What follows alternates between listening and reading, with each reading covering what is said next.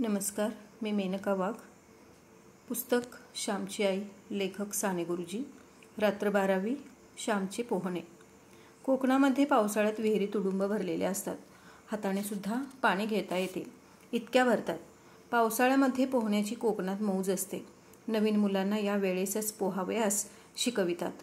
नवशिक्याच्या कमरेला सुखड किंवा पिढले बांधतात व देतात त्याला विहिरीत ढकलून. विहिरीत पोहणारे असतातच. 6 पुरुष. पाणी खोल असते, तरी तळाशी जाऊन खर घेऊन येणारे अट्टल पोहणारे असतात. पाण्यात नाना प्रकारच्या कोलांट्या उड्या मारणारेही असतात. कोणी विहिरीत फुगड्या खेळतात, कोणी परस्परांच्या पायांना पाय लावून उताने होऊन माना वर करून होड्या करतात. नाना प्रकार करतात. माझे चुलते पट्टीचे पोहणारे होते. वडिलांना पोहता येत असे, परंतु मला मात्र पोहता येत नव्हते. दुसरे पोहत असले म्हणजे मी मजा पाहावयास जात असे, परंतु स्वतः मात्र पाण्यात कधी गेलो नाही. मला फार भीती वाटे. आमच्या शेजारची लहान लहान मुलेही धडाधड उड्या टाकीत, परंतु मी मात्र भित्री भागूबाई. ढकला रे श्यामला, असे कोणी म्हटले की मी तेथून पोबारा करीत असे. माझी आई पुष्कळ वेळा म्हणे, अरे श्याम, पोहायला शिक. ती लहान मुले पोहतात आणि तुला रे कसली भीती? तुला बुडू का देतील इतके सारे जण? उद्या रविवार आहे, द्या पोहायला जा. तो वरवडेकरांचा बाळू, तो तुला शिकवेल. नाहीतर भाऊजींबरोबर जा. अरे, उठल्या बसल्या आपल्याला विहिरीवर काम. येथे का पुण्या मुंबईचे नळ आहेत? पोहावयास येत असावे. कुसाताईची वेणी व अंबी त्यासुद्धा शिकल्या पोहायला. तू बांगड्या तरी भर, पण बांगड्या भरणाऱ्या मुलीहून सुद्धा तू भित्रा. उद्या जा पोहायला. त्या बाबूकडे सुखडी आहेत ठेवलेल्या, त्या बांध कमरेला वाटले तर. आणखी धोतर बांधून वर धरतील. उद्या जाओ. मी काहीच बोललो नाही. रविवार उजाडला. मी कुठेतरी लपून बसायचे ठरविले. आज आई पोहावयास पाठविल्याशिवाय राहणार नाही असे मी नक्की ओळखले होते. मी माळ्यावर लपून बसलो. आईच्या प्रथम ते लक्षात आले नाही. साधारण 8 वाजायची वेळ आली. शेजारचे वासू, भास्कर, बन्या, बापू आले. श्यामची आई, श्याम येणार आहे ना आज पोहायला? ह्या पहा, सुखडी आणल्या आहेत. बन्या म्हणाला. हो, येणार आहे, परंतु आहे कुठे तो? मला वाटले की तुमच्याकडेच आहे. श्याम, अरे श्याम, कुठे बाहेर गेला की काय? असे म्हणून आई मला शोधू लागली. मी वरून सारी बोलणी ऐकत होतो. मुले म्हणाली, तिकडे आमच्याकडे नाही बोवा आला. कोठे लपून तर नाही ना बसला? आम्ही वर पाहू का? श्यामची आई. आई म्हणाली, बघा रे, वर असला तर. त्याला उंदीर घुशीसारखी लपण्याची सवयच आहे. त्या दिवशी असाच माझ्याखाली लपून बसला होता, पण वरती जरा जपून जा हो. तो तक्ता एकदम वर उचलतो. अलगद पाय ठेवून जा. मुले माळ्यावर येऊ लागली. आता मी सापडणार असे वाटू लागले. मी बारीक बारीक होऊ लागलो. परंतु बेडकीला फुगून जसे बैल होता येणार नाही, त्याप्रमाणे बैलाला बारीक बेडकीही होता येणार नाही. मला असे वाटले की भक्तिविजयात ज्ञानेश्वर एकदम लहान माशी होऊन तळ्यातून पाणी पिऊन आले, तसे मला जर लहान होता आले असते तर भाताच्या कणग्या आड मांजरासारखा लपून बसलो होतो. नाही रे येथे, तो काय येथे लपून बसेल अडचणीत? एक जण म्हणाला. चला आपण जाऊ, उशीर होईल मागून. दुसरा म्हणाला. इतक्यात भास्कर आला आणि म्हणाला, अरे, तो बघा, त्या कणगीच्या पाठीमागे. श्यामच तो. सारे पाहू लागले. श्याम, चलणारे, असा काय लपून बसतोस? सारे म्हणाले. आहे ना वर. मला वाटलेच होते वरती लपला असेल म्हणून. घेऊन जा त्याला, नेल्याशिवाय राहू नका. आई म्हणाली. ती मुले जवळ येऊन मला ओढू लागली, परंतु किती झाले तरी ती परक्यांची मुले. ती जोर थोडीच करणार. ती हळूहळू ओढीत होती व मी सर्व जोर लावित होतो. श्यामची आई, तो काही येत नाही व हलतही नाही, मुले म्हणाली. आईला राग आला व ती म्हणाली, बघू ते कसा येत नाही तो. कोठे आहे कार्टा? मीच येते, थांबा. आई वर आली व रागाने माझा हात धरून तिने ओढले. ती मला फरफटत ओढू लागली. तरी मी हटून बसतच होतो.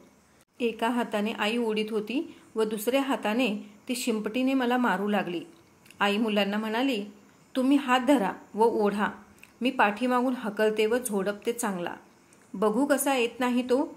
मुले मला ओढू लागली व आई शिमटीवर शिमटी देऊ लागली. नको ग आई मारू. आई आई मेलो. मी ओरडू लागलो. काही मरत नाहीस. उठ. तू उठून चालू लाग. आज मी सोडणार नाही तुला. पाण्यात चांगला 2-4 वेळा बुडवा रे याला. चांगले नाकात तोंडात पाणी जाऊ दे. उठ. अजून उठत नाहीस. लाज नाही वाटत. भिकारड्या लपून बसलाय. त्या मुली आल्या बघ फजिती बघायला असे म्हणून आईने जोराने मारणे चालविले. जातो मी, नको मारू, मी म्हटले. निघ तर. पुन्हा पळालास तर बघ घरात घेणार नाही. आई म्हणाली. श्याम, अरे मी सुद्धा उडी मारते. परवा गोविंद काकांनी मला खांद्यावर घेऊन उडी मारली. मज्जा आली. वेणू म्हणाली. सोडा रे त्याचा हात. तो येईल हो. श्याम, अरे भीती नाही. एकदा उडी मारलीस म्हणजे तुझी भीती आपोआपच जाईल. मग आम्ही नको म्हटले तरी तू आपण होऊन उड्या मारशील. रडू नकोस, बन्या म्हणाला. देवधरांच्या विहिरीवर वरवडेकरांचा बाळू व इतर तरुण होतेच. काय आज आला का श्याम? ए रे, मी सुकडी नीट बांधतो हो. असं म्हणून बाळू वरवडेकराने माझ्या कमरेला सुखडी बांधल्या. विहिरीत खाली 2-4 जण चांगले पोहणारे होते. मी थरथर कापत होतो. मार बघून नीट आता उडी, बाळू म्हणाला. मी आता डोकवावे, पुन्हा मागे यावे, पुढे होई, पुन्हा मागे, नाक धरी, पुन्हा सोडी असे चालले होते. भित्रा. वेणू, तू मार उडी म्हणजे श्याम मग मारील, वेणूचा भाऊ म्हणाला. वेणूने परकराचा काचा मारून उडी मारली. इतक्यात एकदम मला कुणीतरी आत लोटून दिले. मी ओरडलो. मेलो, आई ग, मेलो. पाण्यातून वर आलो. घाबरलो. पाण्यातील मंडळींच्या गळ्याला मी मिठी मारू लागलो. ते मिठी मारू देईनात. आडवा हो असा. पोट पाण्याला लाव व लांब हो. हात हलव. मला पोहण्याचे धडे मिळू लागले. बाळूनेही उडी घेतली व त्याने मला धरले.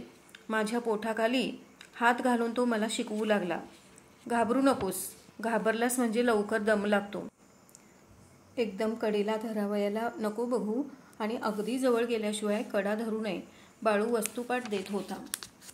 आता फिरून उडी मार. चढ वर, बन्या म्हणाला. मी पायऱ्या चढून वर आलो. नाक धरिले पुढे मागे करीत होतो, परंतु शेवटी टाकली एकदाची उडी. शाब्बास रे श्याम, आता आलेच पोहणे. भीती गेली की सारे आले, बाळू म्हणाला. त्याने मला पाण्यात धरले व आणखी शिकविले. आता आणखी एक उडी मार म्हणजे आज पुरे, सारी मुले म्हणाली. वर येऊन मी उडी टाकली. बाळूने न धरता थोडा पोहलो. माझ्या कमरेला सुखडी होत्या म्हणून बुडण्याची भीती नव्हती. माझा धीर चेपला. पाण्याची भीती गेली. आम्ही सारे घरी जाण्यास निघालो. मुले माझ्याबरोबर मला पोहोचवावयाला आली. बन्या म्हणाला. श्यामची आई, श्यामने आपण होऊन शेवटी उडी मारली. मुळी भ्यायला नाही आणि सुखडीवर थोडे थोडे त्याला पोहताही येऊ लागले. बाळू काका म्हणाले की श्याम लवकरच शिकेल चांगले पोहायला. अरे, पाण्यात पडल्याशिवाय, नाकातोंडात पाणी गेल्याशिवाय भीती जात नाही. श्याम डोके चांगले पुस, ती शेंडी पुस, आई म्हणाली. मुले निघून गेली. मी डोके पुसले, सुकी लंगोटी नेसलो. मी घरात जरा रागावून बसलो होतो. जेवणे वगैरे झाली. आई जेवावयास बसली होती. मी ओसरीवर होतो. इतक्यात श्याम अशी आईने गोड हाक मारली. मी आईजवळ गेलो व म्हटले. काय? आई म्हणाली. ती दह्याची कोंडी घे. आत दही आहे. चाटून टाक. तुला आवडते ना? मला नको. जा. सकाळी मार मार मारलेस आणि आता दही देतेस? मी रडवेल होऊन म्हटले. हे बघ, माझ्या अंगावर अजून वळ आहेत. विहिरीतील इतक्या पाण्यात पोहलो तरी ते गेले नाहीत. ते वळ अजून आहेत तोवर तरी दही नको देऊस. ते वळ मी इतक्या लवकर कसा विसरेन? आईचे डोळे भरून आले. ती तशीच उठली. तिच्याने भात गिळवेना. ती हात धुवून आली. आई तशीच जेवण पुरे न होता उठली. ते पाहून मला वाईट वाटले. माझे बोलणे आईला लागले का असे मनात आले. आईने तेलाची वाटी आणली व माझ्या वळांना ती लावू लागली. मी काही बोललो नाही. आई रडवेली होऊन म्हणाली, श्याम, तू भित्रा आहेस. असे का जगाने म्हणावे तुला? माझ्या श्यामला कोणी नावे ठेवू नयेत म्हणून मी तुला मारले. श्याम, तुझ्या आईला तुमची मुले भित्री आहेत असे कोणी म्हटले तर ते तुला आवडेल का? ते तुला खपेल का? तुझ्या आईचा अपमान तुला सहन होईल? माझ्या मुलाचा कोणी अपमान केला तर ते मी सहन करणार नाही व माझ्या कोणी अपमान केला तर माझ्या मुलांनी सहन करता कामा नये. असे असेल तरच मी त्याची खरी आई व ते माझे खरे मुलगे. रागावू नको, चांगला धीट हो. ते दही खा व जा खेळ. आज निजू नको हो. पोहून आल्यावर निजले तर लगेच सर्दी होते हो. गड्यांनो, माझ्या आईला धीट मुले हवी होती, भित्री नको होती. आपले बाळ धीट व्हावे असे प्रत्येक आईला वाटत असते आणि हे एक वैश्विक सत्य आहे. मग ते प्राण्यांमध्ये असो, पक्ष्यांमध्ये असो किंवा माणसामध्ये असतो. प्रत्येक आई आपले बाळ धीट होण्यासाठी कधीतरी कठोर वागत असते, कधी ती रागे भरत असते. कारण त्याच्या पाठीमागील उद्देश एकच असतो की आपले बाळ त्याच्या जीवनामध्ये प्रत्येक प्रसंगी उभे राहणे गरजेचे असते. प्रत्येक प्रसंगाला तोंड देण्याची ताकद त्याच्यामध्ये यावी यासाठी ती कठोर होत असते.